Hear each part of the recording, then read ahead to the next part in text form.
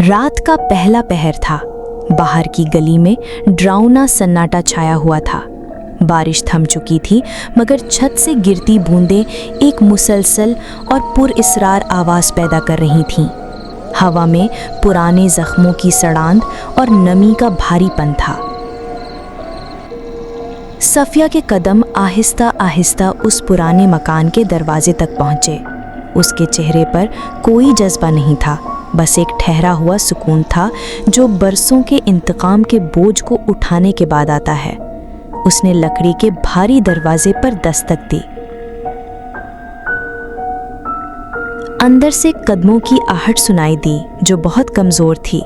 दरवाजा खुला तो सामने एक बूढ़ा शख्स खड़ा था। उसके हाथ कांप रहे थे और आंखों में धुंधलाहट थी, मगर उसके चेहरे पर एक अजीब सी बेहिसी थी, जैसे उसने अपने सारे एहसासात मार दिए हों। जी, आपको किससे मिलना था? उसकी आवाज में एक बेयकीनी और बेपरवाही थी। सफिया के होंठों पर एक सर्द मुस्कुराहट फैल गई। मैं वो वक्त लेने आई हूँ जो तुमने मुझसे छीन लिया था। बूढ़े की आंखों में लम्हे भर के लिए हैरत और खौफ की लहर दौड़ी, मगर उसने फौरन चेहरा सपाट कर लिया।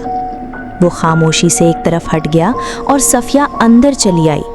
कमरे में नीम अंधेरा था। चिराग की जर्द रोशनी फर्श पर बिछे पुराने कालीन के धागों को बेवक्त बना रही थी। कोने में एक मेज पर एक पुरानी डायरी पड़ी थी, जिसके सरवरख से उसके गुनाहों की बदबू आ रही थी। इसे हाथ न लगाना, बूढ़े की आवाज में पहली बार कपकपाहट थी। लेकिन सफिया नहीं रुकी। उसने डायरी खोली। सफ़हात पर स्याह अल्फाज फैले हुए थे जो हर सत्र में एक जुर्म की गवाही दे रहे थे। 25 साल पहले तुमने एक गांव जलाया था। सबने कहा कि ये एक हादसा था, लेकिन मैं जानती हूँ वो आग तुम्हारी लगाई हुई थी। बूढ़े की सांस सीने में अटक कर रह गई। तो तुम कौन हो? सफिया ने डायरी बंद कर दी। उसकी आवाज अब एक ठोस हकीकत थी।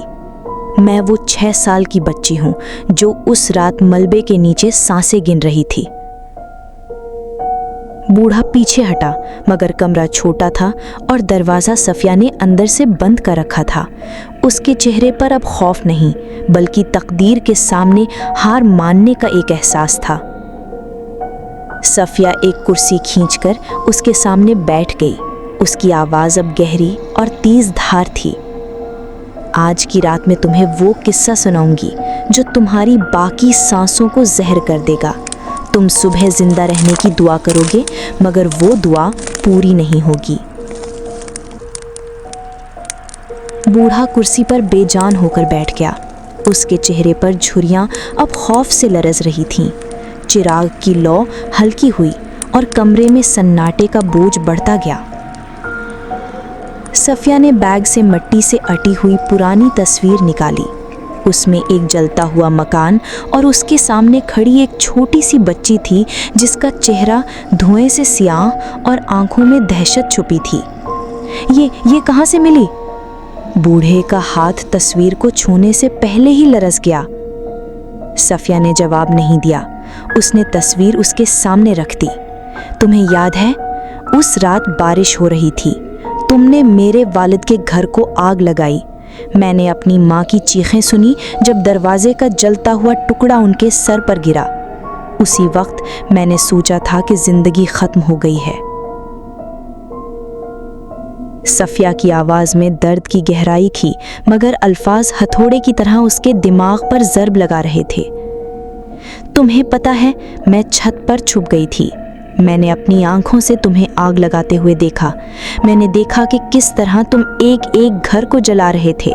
तुमने उस रात मेरी माँ, मेरे बाप और मेरे मासूम गांव को मुझसे छीन लिया। तुमने अपनी डायरी में ये सब लिखा था, ये सोचकर कि तुम्हारे इस जुर्म का कोई गवाह नहीं है। मगर मैं जिंदा थी और मेरी जिंदगी का सिर्फ एक मकसद था, तुम। बूढ़े की आंखों से आंसू बह निकले।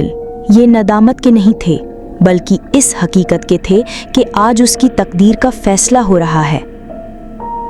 मैं जानती हूँ कि तुमने ये सब क्यों किया। सफिया की आवाज़ में अब फैसला कुन लहजा थी।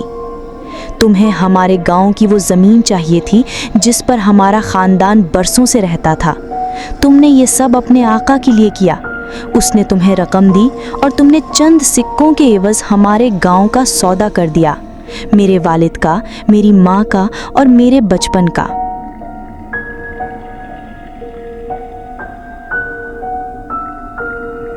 बूढ़ा कुर्सी पर बिल्कुल झुक कर बैठ गया। उसकी आंखों में अब कोई रोशनी नहीं थी। उसने कोई जख्म नहीं दिया था, मगर उसके दिमाग में माजी की यादों का जहर इस तरह भर गया था कि उसका वजूद ही बेमायनी हो चुका था। तुमने मेरे गांव को जलाया और आज मैंने तुम्हारी रूह को जला दिया है।